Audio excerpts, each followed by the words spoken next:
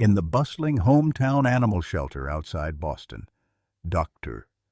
Thomas Mitchell knelt beside the kennel of a German shepherd whose mournful howls had echoed through the corridors for 6 straight days.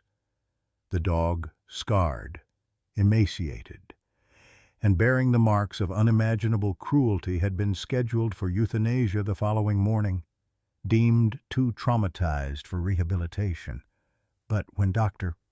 Mitchell noticed how the shepherd's eyes tracked the DEA logo on a passing officer's jacket, then frantically pawed at the concrete in what appeared to be a deliberate pattern, his blood ran cold. This wasn't just a broken animal awaiting death. This was a trained officer trying desperately to communicate. Leave a like and share your thoughts in the comments along with the city you're watching from now. Let's continue with the story.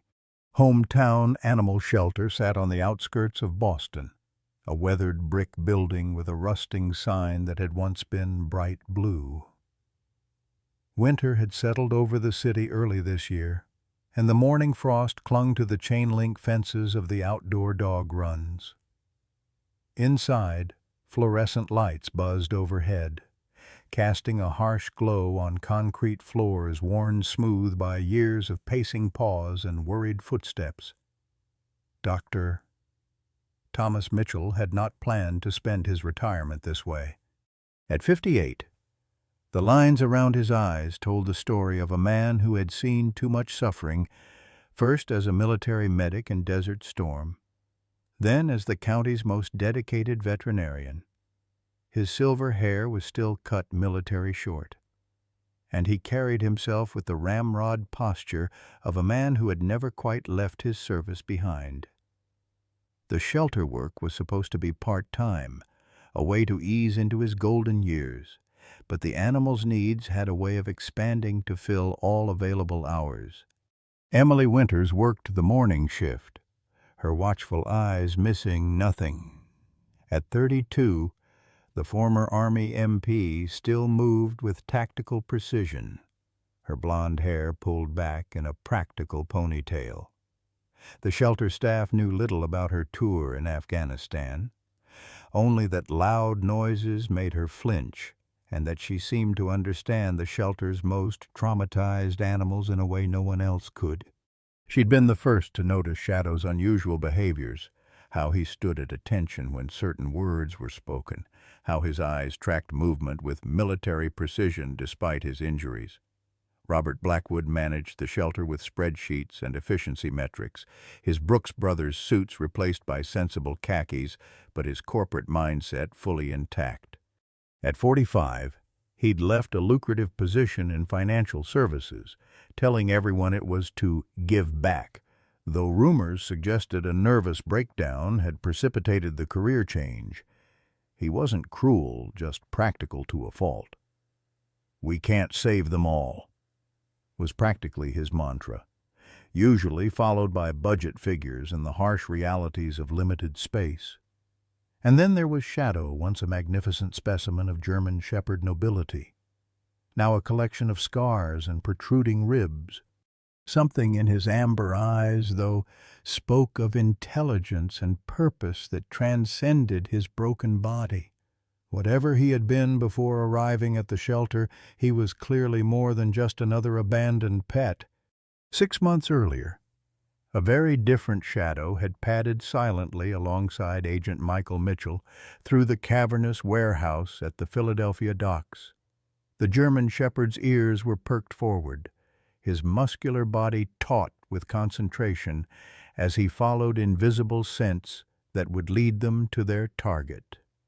Michael, at 35, one of the DEA's most decorated agents, moved with the same controlled precision as his canine partner.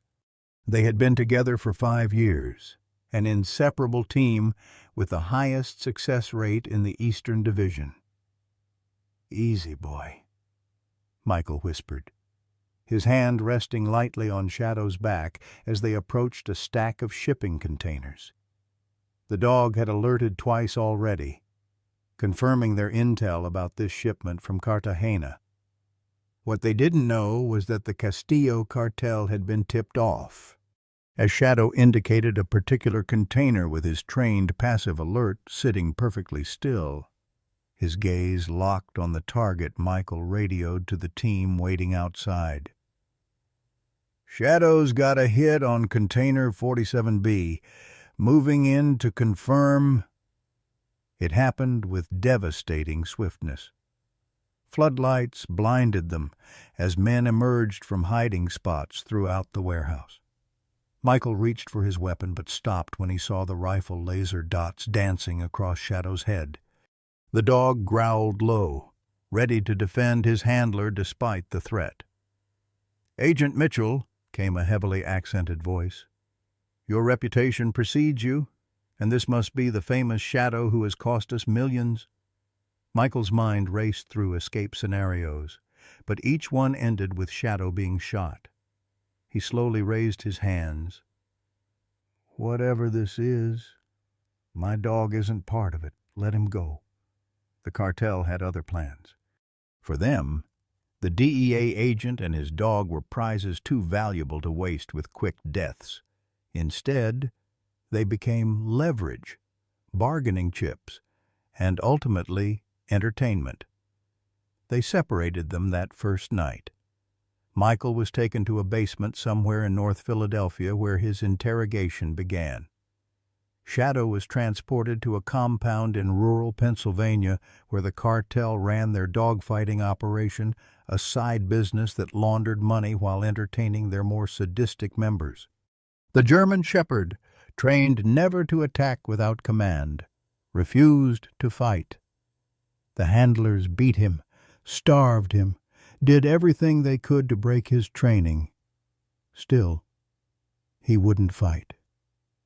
"Make him fight or kill him," came the order after a week.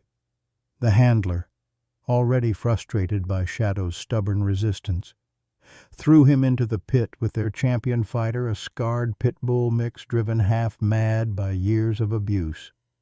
What happened next became legend among the cartel members. Shadow didn't fight, he used his tactical training to evade, never once biting back, despite receiving terrible wounds. After 15 minutes, the shepherd collapsed from blood loss, but he had never once attacked. "This dog is worthless," the handler reported. "Should I dispose of him?" The boss, amused by the German shepherd's unusual resistance, waved a hand dismissively. "Dump him somewhere. If he survives, it's God's will." And so Shadow was thrown into the back of a pickup truck, driven to a wooded area outside the city, and abandoned to die. By some miracle, a hiker found him the next morning, barely breathing, but still alive. The local animal control was called, and Shadow was eventually transferred to Hometown Animal Shelter, just another stray with no microchip, no collar, and no apparent owner to claim him. For 6 months, Michael endured captivity, giving away nothing despite increasingly brutal interrogation techniques. And for 6 months, Shadow lay in his kennel, healing physically but deteriorating mentally until the day Dr. Thomas Mitchell noticed something unusual about the scarred German shepherd with the haunted eyes. Dr. Mitchell sat across from Robert Blackwood in the shelter manager's cluttered office, the morning light casting long shadows through the blinds. On the desk between them lay Shadow's file thin, with most sections marked unknown. 48 hours, Thomas. That's all the board will approve, Robert said, straightening a stack of donation forms. We've had him for 6 months with no improvement. The howling is disturbing the other animals. He's not eating properly, and he's taking up space we desperately need. Thomas removed his glasses, pinching the bridge of his nose. There's something different about this dog. Robert, I've worked with thousands of animals, and I've never seen behaviors quite like his. Different doesn't mean adoptable, Robert countered.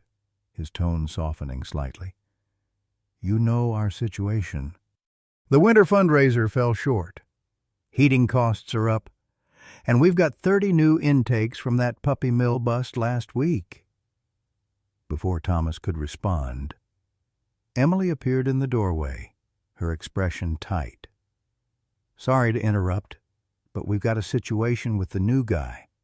Jason, he went into Shadow's kennel without authorization and nearly got bitten." Thomas stood immediately. "Is he hurt?" "No, but he's pretty shaken up. Shadow's agitated now." As they hurried down the corridor, Thomas noticed a lean man in his early 30s leaning against the wall, his breathing still rapid.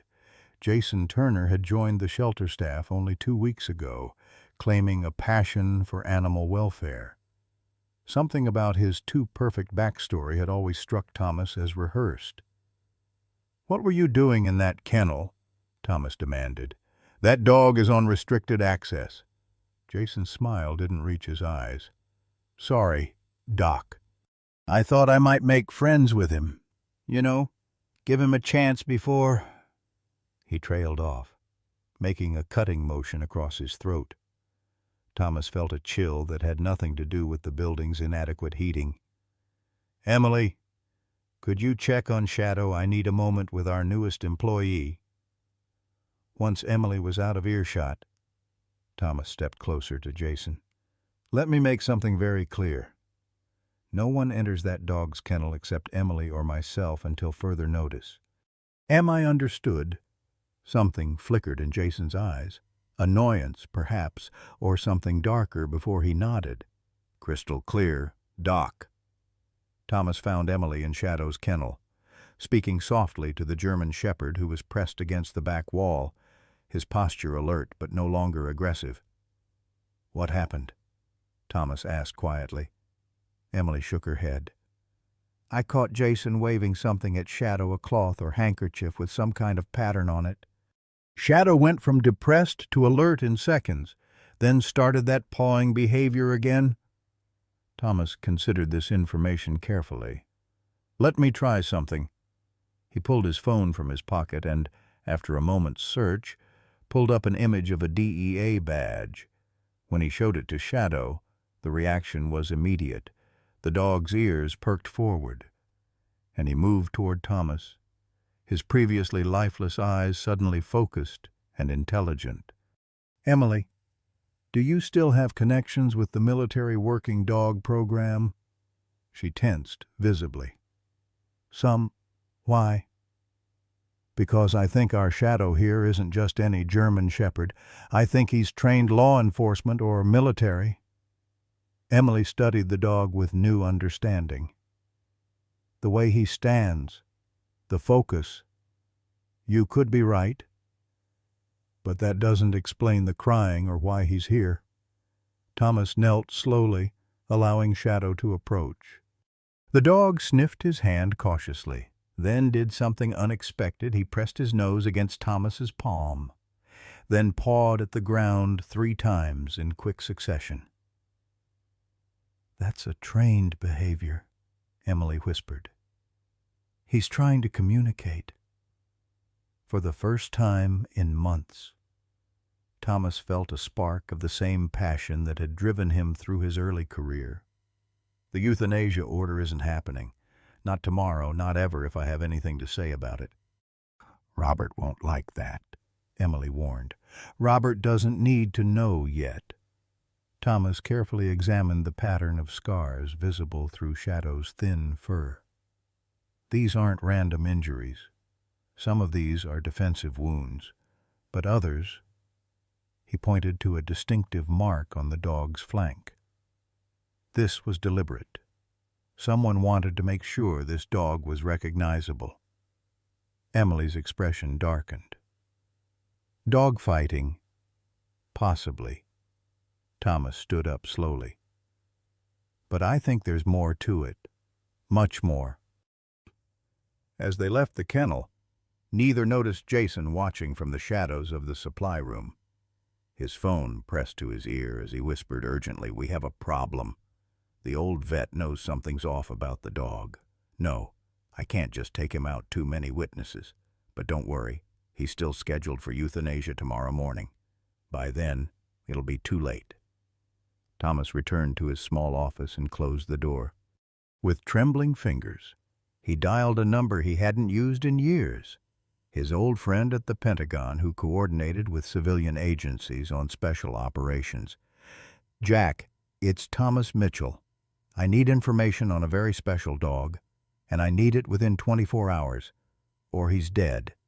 The shelter quieted as evening approached, lights dimming to their overnight setting. Most staff had departed hours ago, leaving only the night attendant who dozed intermittently at the front desk. Dr. Mitchell had told the young man he was catching up on paperwork, but his real purpose lay elsewhere, in Shadow's kennel. Thomas spread his sleeping bag on the concrete floor and settled in for the night. The German shepherd watched him cautiously from the corner, amber eyes reflecting the dim emergency lighting.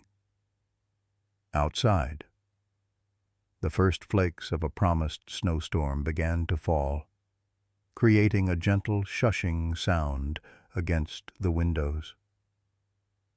"I'm staying right here with you, boy," Thomas said softly. "No one's going to hurt you on my watch." As the night deepened, Thomas dozed fitfully. Around 2 a.m., he woke to a strange sound. Shadow was pressed against the kennel door, his entire body rigid, a low rumble emanating from his chest. "What is it, boy?" Thomas whispered. Instantly alert. Footsteps echoed in the corridor, too furtive for the night attendant's usual rounds. Shadow's growl deepened, but Thomas placed a calming hand on his back. The footsteps paused outside their door, then continued past. Thomas released a breath he hadn't realized he was holding. "Someone's taking a special interest in you," he murmured to Shadow. "The question is, why?" The dog turned to him, and in the dim light, Thomas saw an intelligence that transcended animal instinct. Shadow moved closer, pressing his large head against Thomas's chest in a gesture so trusting it made the veterinarian's throat tighten with emotion. "What happened to you?" Thomas wondered aloud. "Who were you before you came here?" As if in response, Shadow began to whimper, not the anxious sounds he'd been making for months, but a deliberate, patterned noise. 3 short whines, 3 long, 3 short again. The pattern repeated. Thomas froze. "That's Morse code," he whispered incredulously. "SOS?" The realization struck him like a physical blow.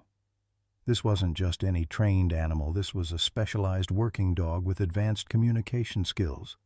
Dogs like this weren't trained for simple police work. They were developed for elite units, special operations, or DEA, Thomas breathed, remembering Shadow's reaction to the badge. "You're a drug detection dog." Shadow's ears perked forward at the acronym, confirming Thomas's suspicion. The pieces were beginning to fit together, the deliberate scarring, the advanced training, the desperate attempts to communicate. This dog wasn't just abandoned, he was separated from his handler, perhaps deliberately. Throughout the night, Thomas dozed intermittently while Shadow maintained a vigilant watch. When morning light finally filtered through the high windows, Thomas awoke to find the German shepherd sitting at attention beside him, as if waiting for orders. "Let's get you some breakfast," Thomas said, rising stiffly from the hard floor. His old bones protested the night spent on concrete, but there was a renewed energy in his movements. As Thomas filled a bowl with high-quality food he'd brought from home, Emily appeared at the kennel door. her expression a mixture of concern and curiosity. "You spent the night here?" she asked, though it wasn't really a question. Thomas nodded. "And I'm glad I did. Someone was prowling around after hours." Emily's posture shifted subtly, her military training evident in the way she immediately scanned the corridor. "Jason, I didn't see who it was, but Shadow alerted to them." Emily knelt to Shadow's level, examining him with new eyes. "I've been thinking about what you said yesterday. I know these dogs. Thomas, I worked with them in Afghanistan. The training markers are all there, the way he holds his head, how he tracks movement, even how he stands at attention when certain words are spoken." Thomas lowered his voice. "There's more. Last night, Shadow was communicating in a pattern that sounded remarkably like Morse code SOS specifically, instead of the skepticism he expected." Emily nodded thoughtfully. "Advanced communication training. Some of the specialized units work with dogs capable of responding to over 100 different commands, including some basic signal work. I've contacted an old friend at the Pentagon who might be able to identify him through their database." Emily's expression darkened. "If you're right about Shadow, and if someone is showing unusual interest in him, then he's in danger," Thomas finished. "And so might we be for helping him." As if on cue, Robert Blackwood's voice echoed down the hallway. "Thomas, are you back here again with that dog?" Thomas signaled Emily to continue the conversation naturally as Robert appeared at the kennel door, a clipboard in hand and a frown creasing his forehead. "I thought we agreed," Robert began, but stopped when he noticed Thomas's sleeping bag. "Did you spend the night here, Thomas? This is completely inappropriate and against protocol." "I was monitoring his condition," Thomas replied evenly. "Given his scheduled euthanasia, I thought a comprehensive final assessment was in order." Robert's frown deepened. "About that, the board has moved up the timeline. They want it done this morning." "What?" Thomas and Emily exclaimed simultaneously. "There was an overnight complaint about the noise," Robert explained, not meeting their eyes. "And Jason mentioned the aggression incident yesterday. The board feels we've given this dog every chance." Thomas stepped forward. "Robert, I need 24 more hours. I have reason to believe this dog is special, that he may be a trained law enforcement animal separated from his handler. Do you have proof?" "I'm waiting on confirmation. My Pentagon contact." Robert raised a hand to stop him. "Pentagon contact, Thomas. Listen to yourself. This is exactly the kind of emotional attachment we warn volunteers about. Sometimes we have to make difficult decisions." "Just give me until tomorrow," Thomas insisted. "One more day won't break the budget." Robert hesitated, his pragmatic nature warring with the genuine concern he saw in Thomas's eyes. "Fine, 24 hours, but I need documented evidence by then, or I won't be able to delay any longer." After Robert left, Emily and Thomas exchanged worried glances. "We need to work fast," Emily said.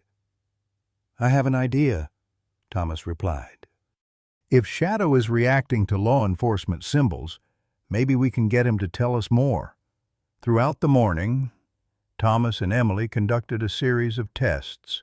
They showed Shadow various images, police badges, military insignia, maps of different cities. The dog remained largely unresponsive until Emily pulled up a detailed map of the Philadelphia dockyards on her tablet. Shadow's reaction was immediate and dramatic. He stood at attention, then began pawing at the screen, specifically at an area near Pier 47. "That's it," Thomas exclaimed. "He's trying to tell us something about this location." Emily zoomed in on the area. "There are some warehouses there, mostly abandoned now that shipping has moved to the new terminal. Perfect hiding places, Thomas mused. For what? Though drugs, weapons, or people, Emily added quietly, like a missing handler. Man. As they continued their investigation, neither noticed Jason Turner standing just outside the door, his cell phone capturing their conversation. When they moved deeper into the kennel area, he slipped away, dialing a number with quick, nervous movements. "They know about Philadelphia," he said tersely when someone answered. "The dog is communicating somehow. Yes, I understand the consequences. No, I can't move yet. Too many eyes on him now. I'll handle it tonight." Later that afternoon, Thomas received a call from his Pentagon contact. He stepped outside into the shelter's small garden area to take it, the falling snow creating a private curtain around him. "Thomas, I've got something," Jack said without preamble. "Your description matches a German shepherd named Shadow, attached to the DEA's Eastern Tactical Unit. He and his handler were reported missing during an operation 6 months ago." Thomas's pulse quickened. "The handler, do you have a name?" There was a pause on the line. "That's classified, but I can tell you he was one of their best young guy, decorated multiple times. Word is they were closing in on the Castillo cartel when they disappeared. Most people assumed they were both dead. The dog has trauma consistent with dogfighting," Thomas said. "But his behavior suggests he's trying to communicate something about his handler." "If the handler is still alive," Jack's voice trailed off, the implication clear. "Can you connect me with someone at the DEA? Someone who might have worked with them?" Another pause. "I'll see what I can do. But be careful. Thomas, if what you're suggesting is true, and the cartel is involved, anyone showing interest in that dog could be in danger." Thomas ended the call and turned to find Emily watching him from the doorway, her breath clouding in the cold air. "You heard?" he asked. She nodded. "Enough. Shadow belongs to the DEA, and his handler is missing. Presumed dead," Thomas corrected. "But Shadow's behavior suggests otherwise." Emily's eyes narrowed with determination. "Then we need to get this information to the right people immediately." "Jack is working on a DEA contact," Thomas said. "But I'm worried about Shadow in the meantime. If someone knows he's here and what he might be able to communicate—" "I'll stay tonight," Emily offered. "I've still got friends who owe me favors. I can get someone to watch my place." Thomas nodded gratefully. "I'll bring dinner back for both of us. And Emily." He paused, weighing his next words carefully. "Be careful who you trust here. I think we're being watched." As they re-entered the shelter, neither noticed the small tracking device Jason had attached to Thomas's car while he was taking the call, or the text message Jason sent immediately afterward. "Mitchell contacting DEA. Need extraction plan for target tonight." Afternoon sunlight filtered weakly through the gathering storm clouds as Thomas spread a detailed map of Philadelphia across the floor of Shadow's kennel. The German shepherd watched with startling intensity, his previously dull eyes now bright with purpose. Emily sat cross-legged beside them, her phone ready to document anything significant. "Show us Shadow," Thomas encouraged gently. "Where is he?" The dog approached the map cautiously, sniffing at various sections before coming to a deliberate stop. With surgical precision, he placed his paw directly on the warehouse district near Pier 47, then looked up at Thomas and whined softly. "My God," Emily whispered. He understands exactly what we're asking. Thomas felt a chill that had nothing to do with the winter draft seeping through the shelter's old windows. This isn't just a trained response. He's trying to tell us where his handler is being held. Emily quickly photographed Shadow's indication. But why would the cartel keep someone alive for 6 months? Usually, She trailed off, unwilling to complete the grim thought. Leverage, maybe, Thomas suggested, or information they haven't been able to extract. Shadow suddenly became agitated, pacing the length of his kennel before returning to the map. This time, he pawed at the eastern edge of the city, near an area marked Port Richmond Industrial Zone. Then, with deliberate motions, he moved back to Pier 47. He's showing us 2 locations. Emily realized. The second one could be where Shadow himself was taken after they were captured the dogfighting ring. Maybe. Thomas nodded slowly. Which means his handler might still be at the first location. Emily, we need to get this information to the DEA immediately. Agreed. But we should document everything first. Emily began recording video as Thomas guided Shadow through more specific questions, using a combination of verbal cues and map references.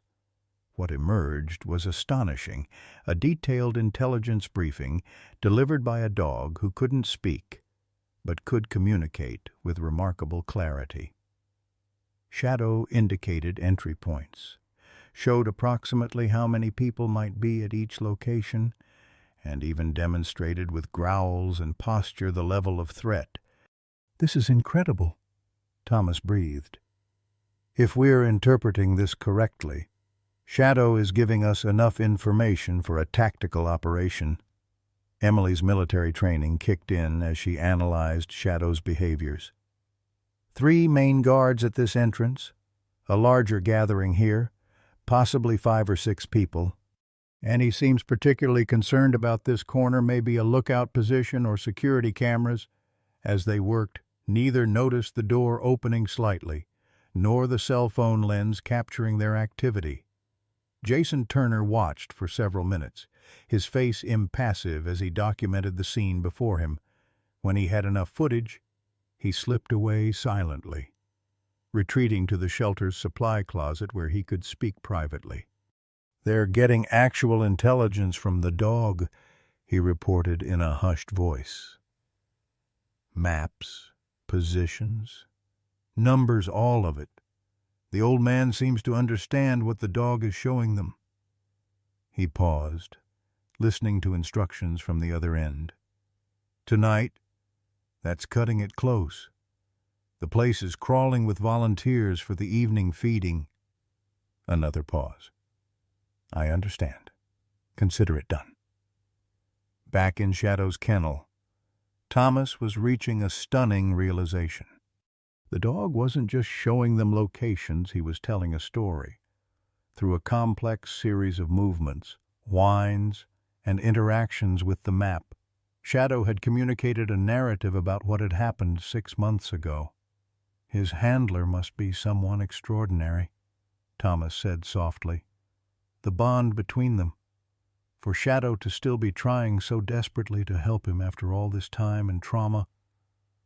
Emily nodded, emotion tightening her throat. "Military and law enforcement dogs are loyal beyond anything most people can comprehend. It's not just training, it's love, pure and simple." Shadow approached Thomas, pressing his head against the veterinarian's hand with unexpected gentleness. Then, with deliberate movements, he returned to the map and pawed at Pier 47 once more before looking up at Thomas with an expression that seemed to contain all the worry and hope in the world. "We'll help you find him, Shadow," Thomas promised, his voice thick with emotion. "Whatever it takes, we'll bring him home." What none of them realized yet was just how personal this mission would become. or that the missing handler's identity would shake Thomas Mitchell to his very core. The afternoon deepened toward evening as Thomas compiled their findings into a coherent report. Emily had stepped out to make some calls to her military contacts, hoping to expedite the information transfer to the proper authorities. Shadow, seemingly energized by the afternoon's activities, maintained a vigilant posture by the kennel door. Thomas's phone vibrated with an incoming call from his Pentagon contact. "Jack." "Thomas, I've arranged something," Jack said without preamble. "Agent Wilson from the DEA Philadelphia field office can meet you tonight at 8 p.m. He was part of the task force investigating the disappearance." "That's excellent news," Thomas replied, relief evident in his voice. "Where should we meet?" "Not at the shelter. Too many unknown variables. There's a diner called Lou's about 3 miles from you. Agent Wilson will be in civilian clothes, booth at the back. He'll recognize you from the description I gave him." Thomas glanced at his watch, 5:30 p.m. "I'll be there. Should I bring anything?" "Just the information you've gathered." "And Thomas, watch your back.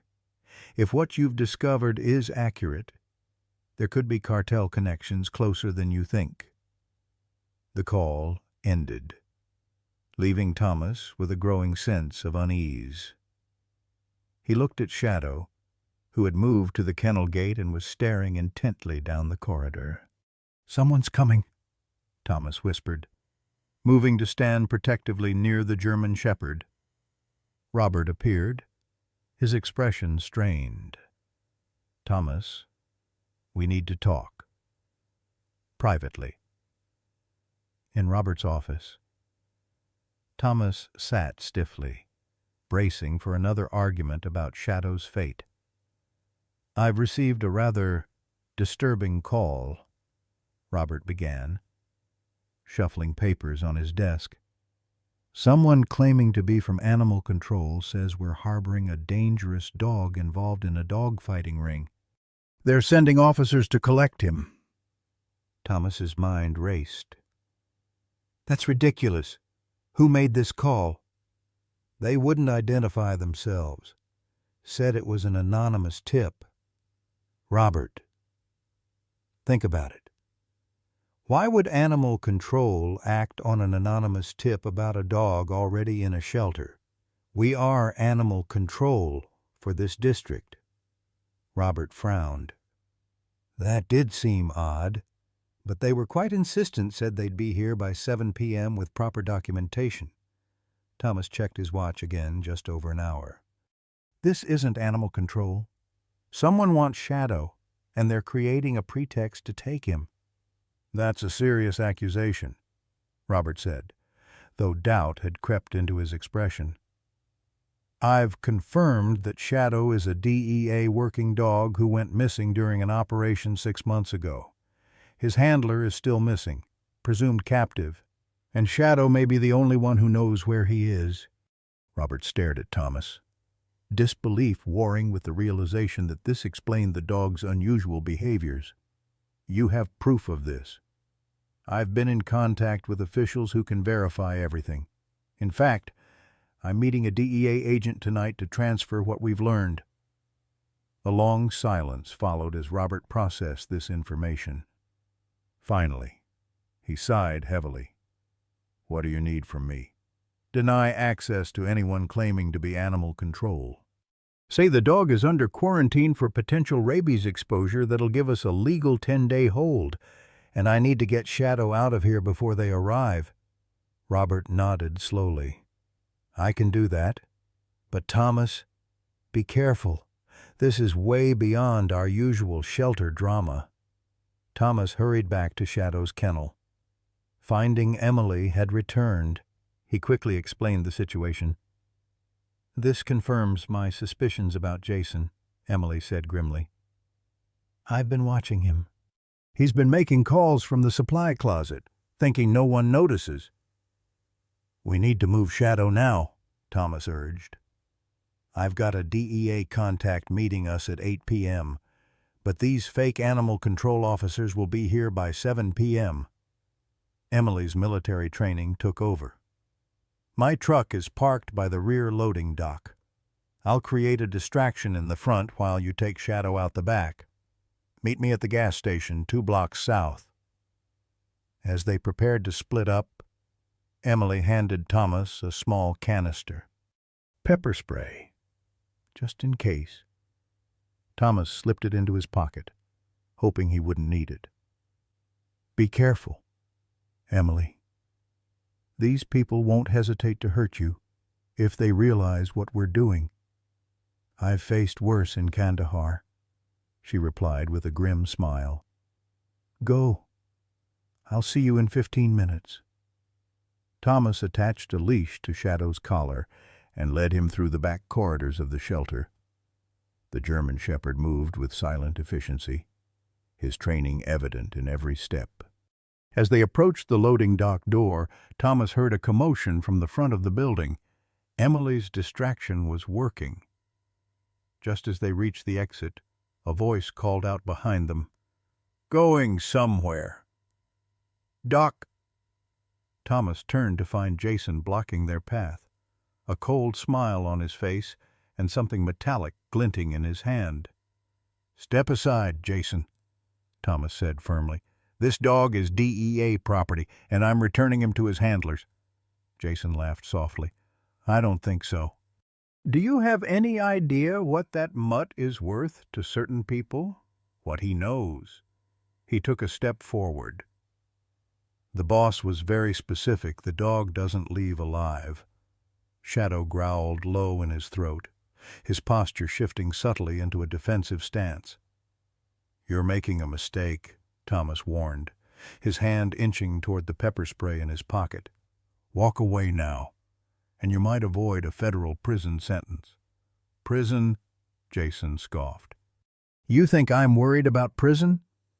You have no idea what these people will do if I fail." A hint of genuine fear flashed across his face. "Now move aside and let me finish the job." Thomas saw the moment Jason decided to lunge. With surprising agility for his age, Thomas pulled the pepper spray and discharged it directly into Jason's face. The younger man screamed, dropping to his knees and clawing at his eyes.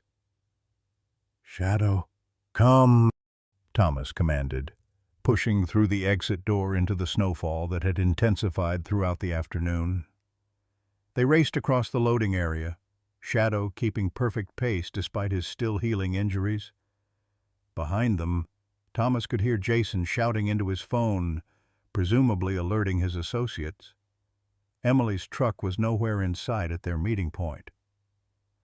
Thomas scanned the area nervously, acutely aware of how exposed they were in the open gas station lot. Shadow suddenly tensed beside him, a low growl emanating from his chest as he stared toward the entrance. A black SUV with tinted windows turned into the lot, moving slowly as if searching for something or someone. Thomas tugged Shadow behind a row of propane tanks, praying Emily would arrive before they were discovered. The SUV completed a circuit of the lot, then parked near the entrance, its engine still running. 2 men in dark clothing emerged, scanning the area with practiced efficiency. Thomas's phone vibrated with a text message. "Can't reach gas station. Police roadblock. Meet at Lou's Diner instead. Be careful. E." The timing couldn't be worse. Their rendezvous with the DEA agent was still over an hour away, and Lou's Diner was nearly 3 miles distant. With Shadow at his side and cartel operatives closing in, Thomas knew their chances of making it on foot were slim. But they had no choice. They had to try. Darkness had settled fully over the suburban landscape, the falling snow creating a deceptive tranquility that belied the danger surrounding them. Thomas crouched behind the propane tanks, his breath forming small clouds in the frigid air. Shadow remained perfectly still beside him, the German shepherd's training evident in his controlled vigilance. "We need to move," Thomas whispered, scanning their surroundings for an escape route. Behind the gas station stretched a residential neighborhood with closely packed houses. If they could reach it, the maze of backyards and fences might provide enough cover to evade pursuit. Thomas waited until the two men from the SUV entered the gas station's convenience store, then tugged gently on Shadow's leash. "Come on, boy. Quiet now." They slipped from behind the propane tanks and moved swiftly toward the back of the property, staying in the shadows. Shadow matched Thomas's pace perfectly, making no sound despite the snow crunching beneath their feet. Just as they reached the edge of the property, a shout rang out behind them. "There, by the dumpsters!" Thomas didn't look back. "Run! Shadow!" They bolted across an open stretch of ground, plunging into the residential area. Thomas's lungs burned in the cold air as they navigated between houses and over fences.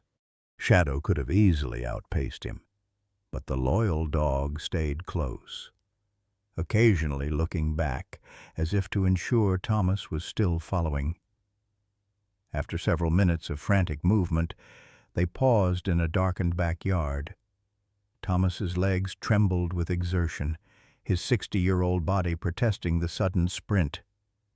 Shadow, despite his recent injuries, showed fewer signs of fatigue, though his breathing was rapid. "Good boy," Thomas whispered, crouching to check the dog's condition. Shadow's ears suddenly perked forward, his body tensing.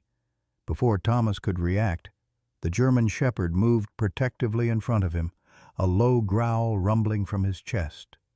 Through the falling snow, Thomas could make out a figure approaching from the side of the house.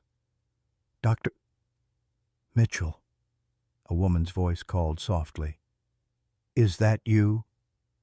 Relief washed over Thomas as Emily emerged from the shadows, her truck keys clutched in her hand. "Thank God," Thomas breathed. "How did you find us?" "I circled around after the roadblock, saw the SUV at the gas station, and figured you'd head this way." She gestured toward a nearby alley. "My truck's 2 streets over. We need to move. I think there's another vehicle canvassing the area." As they made their way through the neighborhood, Emily explained what had happened at the shelter. "2 men in animal control uniforms showed up right after you left. Robert stalled them with paperwork demands and quarantine protocols, but they were getting aggressive when I left." "They weren't animal control," Thomas said grimly. "Definitely not." Emily agreed. "Real animal control doesn't carry concealed weapons." They reached Emily's truck without incident, quickly loading Shadow into the extended cab. The German shepherd settled on the back seat, his alert posture indicating he understood they weren't safe yet.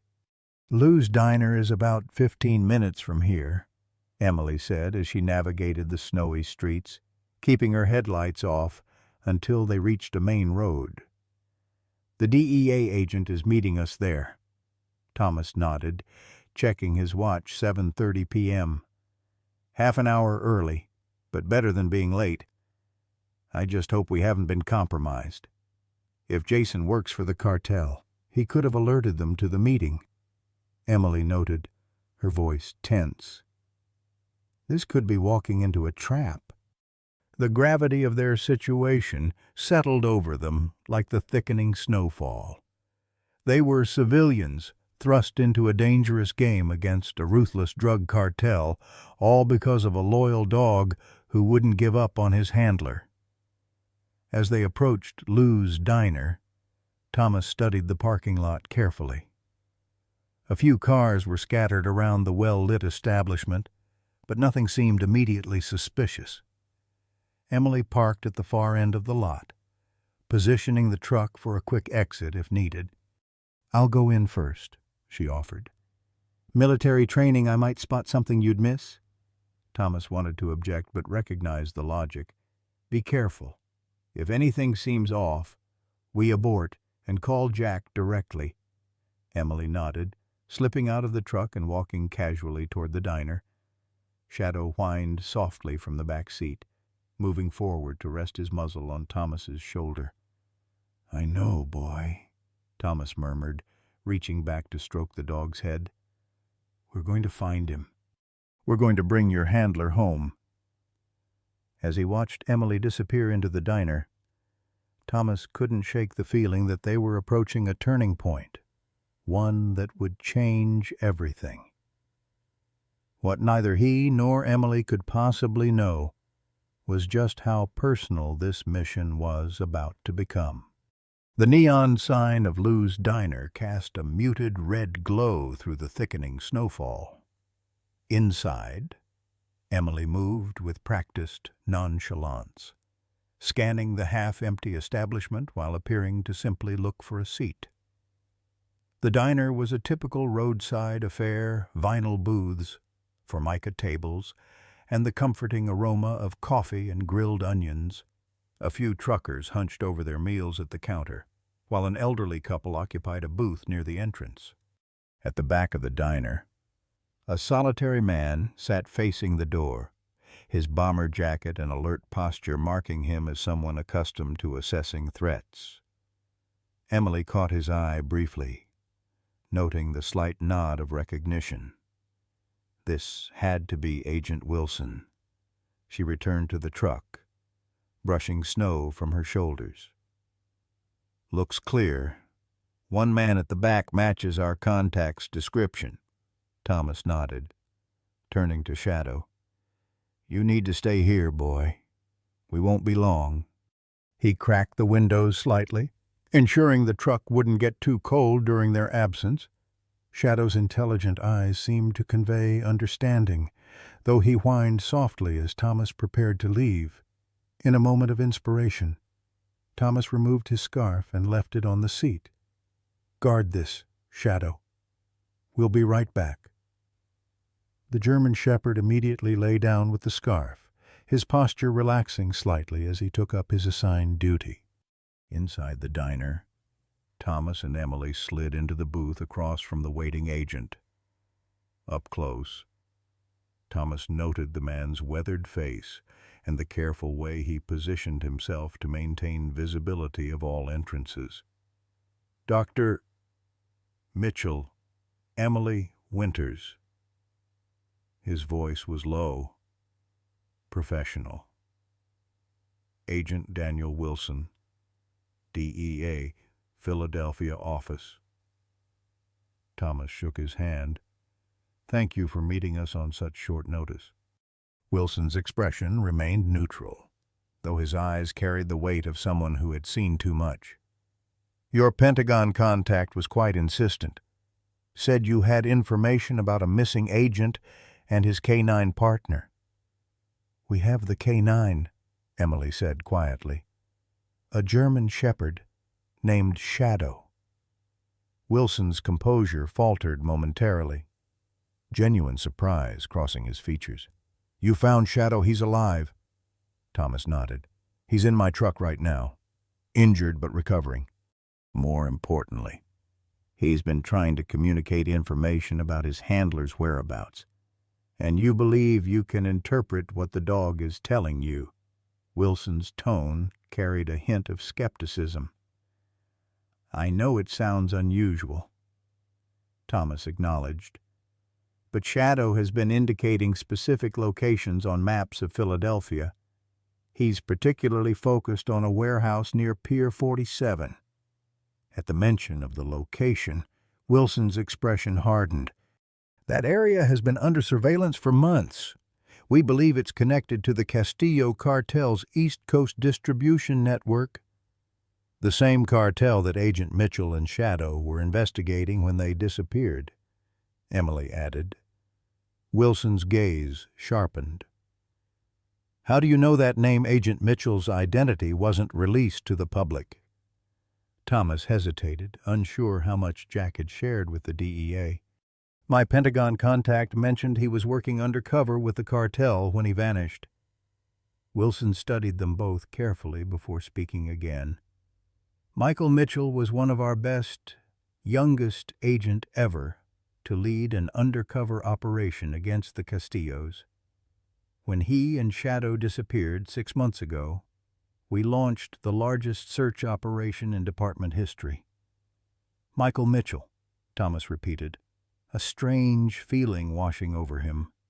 What was his background before the DEA? Wilson seemed puzzled by the question. Boston native, military service before joining us. Why? Before Thomas could respond, Shadow's distinctive bark echoed from outside. All three turned toward the sound, instantly alert.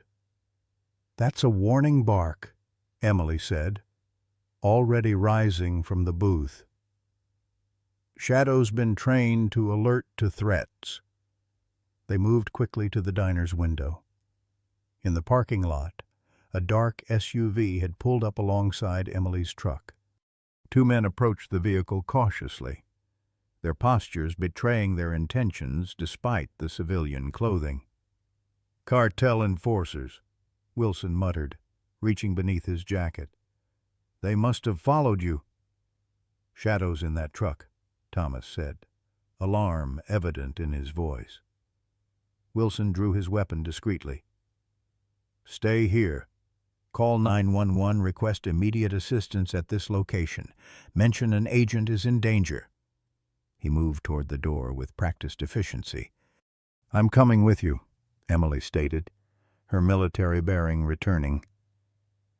"I've handled situations like this before." Wilson hesitated only briefly before nodding. "Stay behind me. Dr. Mitchell. Make that call now." As Thomas fumbled with his phone, Emily and Wilson slipped out of the diner, through the window. Thomas watched them approach from the side, using parked cars as cover. The two cartel men were now attempting to force open the truck's door, oblivious to the approaching threat. Suddenly, Shadow lunged against the window from inside the truck, his ferocious barking now clearly visible even through the closed diner windows. Startled, one of the cartel men drew a weapon. "Federal agent," Wilson shouted, taking up a firing position behind a parked sedan. "Drop your weapons. Hands where I can see them." What followed unfolded with terrifying speed. The armed man spun toward Wilson's voice. Raising his weapon, Wilson fired twice in rapid succession, dropping the gunman. The second cartel operative dove behind the truck, returning fire wildly as Emily sought cover. Inside the diner, patrons screamed and dropped to the floor. Thomas crouched by the window, his heart pounding as he watched the confrontation unfold. Helpless to intervene. The 911 dispatcher's voice sounded tinny and distant in his ear as he reported the shooting. Through the chaos, Thomas saw the second gunman making a break for the SUV. Shadow, witnessing the same, somehow managed to force his way through the truck's partially open window in a feat of remarkable agility.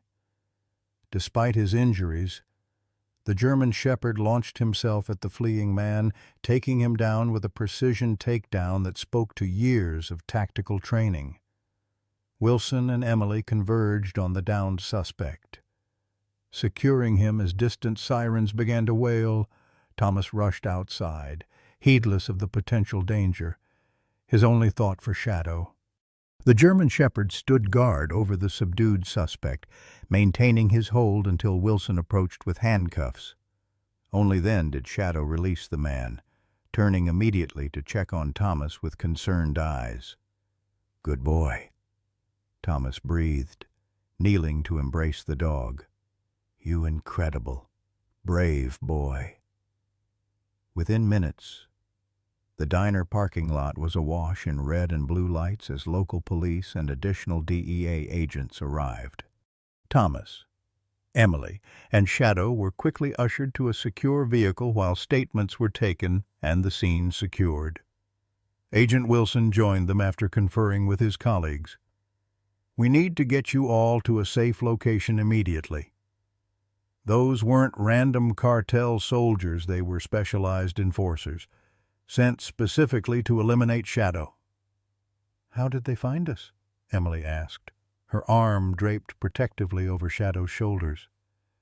Wilson's expression was grim. "We have to assume the shelter has been compromised. Your colleague, Jason, we're sending a team to apprehend him now. But I suspect he's already gone." "What about Robert, the other shelter staff?" Thomas asked, suddenly concerned for their safety. "A protection team is en route," Wilson assured him. "But our priority now is securing Shadow and the intelligence he can provide. We're taking you to our field office in Boston." And during the drive to the DEA office, Thomas sat quietly, still processing the events of the evening. Shadow lay with his head in Thomas's lap, occasionally looking up with eyes that seemed to hold both gratitude and concern. "Agent Wilson," Thomas finally said, "you mentioned that Agent Mitchell was from Boston originally?" Wilson nodded from the front seat. "Born and raised. Comes from a medical family, I believe. His father was a doctor of some kind." The strange feeling Thomas had experienced earlier intensified. What was his father's name? Wilson glanced back, puzzled by the question. "I'm not sure that's relevant to—" "Please," Thomas interrupted. "It's important." After a moment's hesitation, Wilson replied, "Thomas, I believe Dr. Thomas Mitchell. There was some family estrangement from what little Michael shared." Emily turned to look at Thomas, recognition dawning in her eyes as she saw the color drain from his face. "Dr. Mitchell," she asked softly, "is Michael your son?" Thomas stared straight ahead, his hand unconsciously tightening in Shadow's fur. "I had a son named Michael. His mother took him after our divorce 15 years ago. She remarried, and he took his stepfather's name. I lost contact with him." Wilson's eyes widened in the rearview mirror. "Sir, are you saying you're Michael Mitchell's father?" Thomas nodded slowly, the full weight of the situation crashing down upon him. All this time, Shadow wasn't just trying to find his handler. He was trying to find my son. The revelation hung in the air, transforming what had begun as an attempt to save a shelter dog into something profoundly personal. Shadow lifted his head, meeting Thomas's eyes with an expression that seemed to confirm everything. "We'll find him," Wilson promised, his voice firm with renewed determination. "And now we have even more reason to bring him home." Shade, as their vehicle navigated through the snowy Boston streets, Thomas gazed down at Shadow, the loyal partner who had suffered unimaginable trauma, yet never stopped trying to save his son. In that moment, despite the danger still surrounding them, Thomas felt something he hadn't experienced in years: hope. In our twilight years, we often reflect on the paths not taken, the words left unsaid, the relationships that slipped through our fingers like morning mist. How many of us have lost touch with children, siblings, or friends due to pride, circumstance, or simple misunderstanding? The story of Dr.